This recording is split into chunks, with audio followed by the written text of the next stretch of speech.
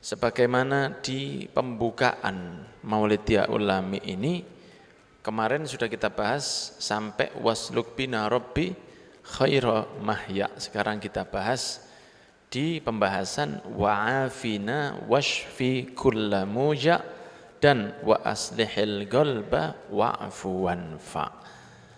Okay. Wa'afina ya Rabbi sholli ala Muhammad wa'afina washfi kulla muja. Wa'afina ini ada juga di dalam solat kita. Rabbi firli warhamni wajburni warfa'ni warzuqni wahdini wa'afini. Ya, jadi kalau solat di antara duduk di antara dua sujud itu sunnahnya membaca doa tersebut. 8 doa dalam satu duduk. Rabbi firli warhamni wajburni warfa'ni warzuqni wahdini wa'afini wa'fu anni. Dianjurkan membaca itu. Ada minta sehat kepada Allah. Dan dianjurkan kalau waktu membaca ini digosokkan ke badannya wa'afina washfi kulla muja. Digosok nang awake. Ojo dompete. Sing sehat wa'afina washfi kulla muja, digosok terutama yang paling loro nopo boyoke nani. Oh pusing. Karena kita minta sama Allah. Allah tahu, tapi itu tafaulan. Wa'afina, ya Allah sembuhkan kami. Karena kita tahu bahwa yang menyembuhkan itu Gusti Allah, bukan dokter, bukan obat. Kalau Allah tidak memberi sehat, ya tidak bisa. Kita hanya bisa berusaha ke dokter, beli obat, beli jamu, usaha. Tapi apa pasti sembuh dengan dokter? Tidak juga. Ada yang sembuh tanpa dokter. Gak nang dokter waras ono, ada yang ke dokter juga waras-waras.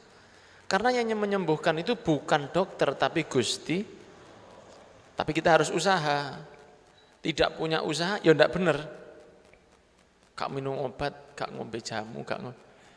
Wis aku insya Allah wis wiritan doa, itu tidak benar. Ya harus ada usaha, ada doa. Perkara hasil atau tidak murni di tangan Gusti. Wa'afina ya Allah jenengan sehat. Washfi sembuhkan kulla muja, semua penyakit. Karena orang sehat itu dia ibadahnya lebih baik. Insya Allah seperti itu. Ya, kita minta sehat kepada Allah. Walaupun Allah itu Maha Rahman, Allah itu Maha Rahim, Maha Pengasih, Maha Penyayang. Pastinya orang yang sholat berdiri karena sehat itu lebih senang daripada yang sholat berduduk karena kurang sehat. Contohnya jenengan yang muda ini misalnya main bola terus kesleo, tidak bisa duduk sholatnya, terpaksa, tidak bisa berdiri terpaksa duduk. Itu pasti ada rasa nyesel, gak enak.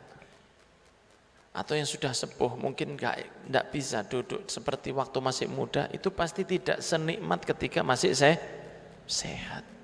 Maka sehat itu modal kula panjenengan sedaya. Makanya olahraga itu bisa berpahala asal niatnya baik, dilakukan dengan baik dan olahraganya baik. Niatnya baik, olahraganya baik, dilakukan dengan baik. Niatnya apa? Kepingin sehat. Apa olahraganya? Jalan-jalan misalnya. Baik saja. Apa olahraganya? Lari-lari. Asal jangan lari dari kenyataan. Olahraga saya apa? Olahraga saya kepingin seperti Rasul apa? Renang. Sunnah Rasul berenang. Baik, tapi jangan campur. Ya, golek sunnah tapi haram itu iso loh Pak. Apa alasannya? Sunnah Rasul dianjurkan berkuda, memanah, renang. Renangi campur lanang wedok. Gak sunnah itu tadi haram. Jelas. Niatnya baik, olahraganya juga baik. Olahraganya juga baik, dilakukan dengan cara yang baik. Main futsal, boleh. Main sepak bola, boleh. mau basket, mau apapun olahraga boleh untuk menjaga kesehatan asal olahraganya baik dan dilakukan dengan baik. Contohnya apa? Menutup aurat. Auratnya ditutup. Juga tidak campur laki perempuan. Jadi golek sehat itu jangan cari maksiat. Awak sehat, imane loro itu bahaya. Jelas nggih? Minta sehat dan kesehatan ini juga merupakan salah satu mukjizat para rasul, menyembuhkan yang tidak bisa disehatkan orang pada umumnya seperti Nabi Isa. Diberi kesehatan, diberi mukjizat diantaranya menyembuhkan orang yang tidak bisa sembuh dengan dokter. Baik itu mohon maaf penyakit seperti penyakit kusta. Bahkan beliau diberi izin oleh Allah menghidupkan yang meninggal dunia. Itu Nabi Isa. Tapi Nabi kita lebih hebat. Allahumma sholli ala Muhammad. Waktu perang Badar itu ada yang datang ke Rasul SAW. Ya Rasulullah, mata saya ini ada yang copot. Tinggal uratnya satu. Dipegang. Lapor ke Nabi Muhammad. Kata temannya, sekalian saya potong aja. Jangan-jangan dulu. Tanya Rasul aja dulu. Dibawa ya. Ya Rasulullah, ini mata saya satu copot. Enaknya diapakan ya Rasulullah? Diambil sama Nabi Muhammad, dimasukkan lagi. Didoakan, mancep. Semua uratnya nyambung lebih jelas dari yang tidak kena tombak. Allahumma sholli ala Muhammad. Ya apa? Kan mukjizat. Ya toh? Ada orang diputus tangannya gara-gara memukul Rasul. Diketok dewe tangannya, diputus sendiri karena dia masih waktu itu belum muslim. Dia merasa kok ada saya rasa sudah pernah cerita tentang ini. Ketika Rasulullah SAW datang ke rumah Siti Fatimah bertanya, kenapa cucu saya menangis? Hasan dan Husain menangis. Ini Rasul kita tidak makan 3 hari. Putrinya Rasul, cucunya Rasul tidak makan 3 hari. Apa kata Nabi? Kalau kamu 3 hari, saya sudah 4 hari. Mana suamimu? Ya, Ali bin Abi Thalib karramallahu wajhah. Masih kerja ya Rasul, belum dapat hasil. Karena orang dulu itu tidak seperti kita kalau kerja. Orang dulu itu kalau kerja untuk makan, untuk bertahan hidup, bukan untuk memperbanyak saldo. Nah, kalau sekarang ini bukan. Kalau makan itu insya Allah sudah cukup. Tapi kita punya banyak cita-cita yang macam-macam. Semoga diampuni Allah. Tapi kalau mereka dulu, pokoknya hari itu cukup, sudah selesai. Belum dapat ya Rasul. Ya sudah kalau gitu saya keluar. Rasul keluar. Kelihatan seorang Yahudi di pinggir sumur. Ditanya sama Rasul, kenapa Pak? Saya mau menimba atau mengangsu ini. Saya mau mengangsu ini tidak kuat. Kalau saya angsukan sampean gimana? Saya ambilkan airnya. Monggo, saya dapat apa? Saya kasih kurma 3 sekali ngangsu, sekali narik. Ditarik sama Nabi Muhammad SAW. Tidak malu Rasulullah itu. Pokoknya halal. Nyambut gawe. Setelah ditarik, di tarian yang ke-7 putus tali tamparnya, jatuh. Embernya itu jatuh, timbanya itu jatuh, timba itu. Maka si Yahudi marah. Dia tidak tahu kalau ini Nabi Muhammad SAW.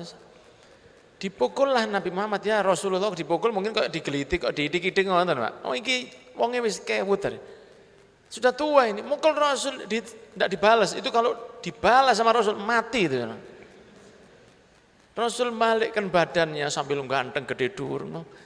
Loh saya ini salah apa? Kamu mutus itu talinya. Loh kan putus, saya tidak sengaja.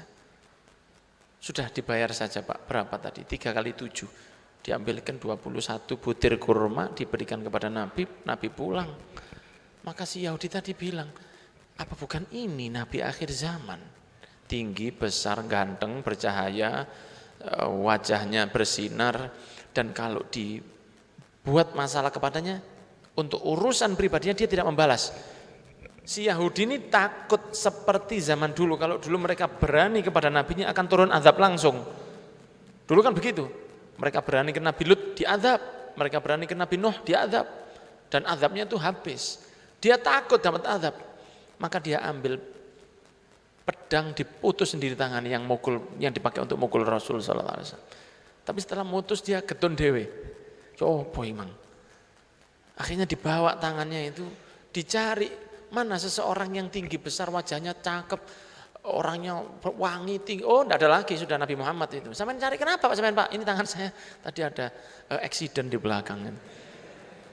Sampai mau nyari siapa? Saya mau tanya orang itu siapa? Oh, itu Nabi Muhammad. Nabi itu. Ya, Aduh, antarkan saya ke rumahnya. Dan diantarkan ke rumahnya Rasul. Rasul buka, loh kenapa sampai? Ya Rasulullah, diceritakan sama dia. Saya tidak tahu kalau engkau ini Nabi. Saya mohon maaf telah memukul engkau. Semoga tidak ada azab buat saya. Oh tidak ada. Diampuni, dimaafkan. Ya sudah kalau gitu kan engkau punya mukjizat. Sudah tempelkan tangan saya ini nempel lagi. Kata Rasul, ya Islam dulu kamu. Katanya, sampai tempelkan dulu nanti saya Islam. Sudah sini. Itu kalau saya Pak, ya wis. Ya. Tapi Rasul sabar. Allahumma sholli ala Muhammad. Ayo sini, dicekal, ditempelkan, didoakan sama Rasul lebih kuat dari yang tidak diputus. Allahumma sholli ala Muhammad. Itu disembuhkan Nabi. Ada lagi Fudail. Itu musuh bencinya kepada Nabi Muhammad SAW.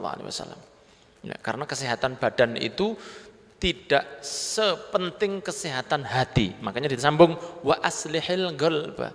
Ya Allah, benarkan hati ini. Ini ya, hati ini. Allah melihat kemana?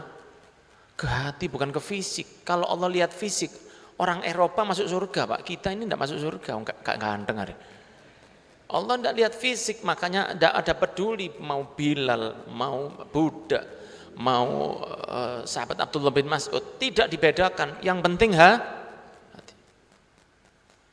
Makanya Nabi Muhammad SAW itu Habib Umar bin Hafid di sini menyebutkan wa aslihil qalba, ya Allah perbaikilah hati, wa'fu wanfa, dan maafkanlah dan berikan manfaat. Ini hati ini luar biasa. Kita minta kepada Allah supaya hati ini sehat. Orang itu kalau rohnya diambil, jasad itu tidak ngefek sudah. Jasad masih sehat, sehat. Rohnya diambil oleh Allah. Apa masih bisa ngomong? Tidak bisa. Apa masih bisa melihat? Tidak bisa. Kalau dia bisa, itu film. Wis mati, balik mana? Rohnya sudah diambil, jasadnya tidak bisa bergerak. Jelas ini? Jaringan ini jelas atau ya apa? Iya kan? Oke. Maka hati ini minta kepada Allah, wa aslih, ya Allah perbaiki hati saya. Perbaiki hati saya. Jaluk digenakno hati ini. Kalau zamannya Rasul dulu, kita misalnya kita tuh menangis sama Nabi, kalau ada Rasul di depan kita minta didoakan, tangan Rasul diletakkan di dada sini, itu langsung waras Pak. Penyakit-penyakit itu, corona hati itu hilang, sombong itu hilang kabeh, kanker, hasut, sombong, iri, dengki, itu hilang semua. Satu kejadian, Rasulullah waktu tawaf, dari belakang ada orang namanya Fudail, ingin membunuh kepada Nabi Muhammad SAW. Dia bencinya sama Nabi Muhammad luar biasa. Dia tidak peduli kalau sudah Rasul mati, yang penting Rasul sudah wafat. Aku mau dikeroyok orang yang tawaf itu, saya tidak peduli. Yang penting Rasul mati. Dia bawa pisau ditaruh di dalam. Dia menyelinap untuk mendekati Nabi Muhammad SAW. Ketika tawaf ini, mau ditusuk, Rasulullah membalikkan badan. Ada apa Fudail? Itu keringat adem sak jagung-jagung. Loh, enggak ya Rasul, saya kepingin keliling cuma zikir di belakangmu. Oh, padahal Rasulullah sudah tahu. Oh enggak. Tawaf lagi Nabi Muhammad SAW. Katanya Fudail, sekarang dia tidak akan tahu. Didatangi lagi Rasulullah SAW, mau ditusuk dari belakang, noleh lagi Nabi Muhammad SAW. Ada apa Fudail? Enggak, zikir ya Rasulullah, zikir kepada. Padahal Nabi sudah tahu niat jeleknya si Fudail ini. Ya itu Anda bayangkan betapa rahmatnya Nabi Muhammad SAW. Muter yang ketiga, ketika akan ditusuk, Rasul membalikkan badan, tangannya Nabi langsung diletakkan di dadanya Fudail tadi. Didoakan oleh Nabi Muhammad SAW. Kata Fudail, ketika dada saya dipegang oleh Nabi Muhammad, saya merasakan kesejukan yang tidak pernah saya rasakan sebelumnya. Dan ketika tangannya sudah ditarik, tidak ada di dunia ini yang lebih saya cintai dari Nabi Muhammad SAW. Ketika tangannya belum diletakkan di dada saya, tidak ada orang yang lebih saya benci dari Nabi Muhammad. Tapi ketika tangan beliau sudah diletakkan di dada saya, tidak ada di dunia ini yang lebih saya cintai lebih dari Nabi Muhammad SAW. Ya kita butuh sentuhan itu. Makanya boleh ketika wa aslihil qalba, megang dada, wa aslihil qalba wa'fu wanfa. Minta kepada Allah diberi kesehatan fisiknya dan juga yang penting minta kepada Allah diberi kesehatan hatinya. Amin ya Rabbal. Semoga dikabulkan oleh Allah permintaan-permintaan kita. Amin ya Rabbal.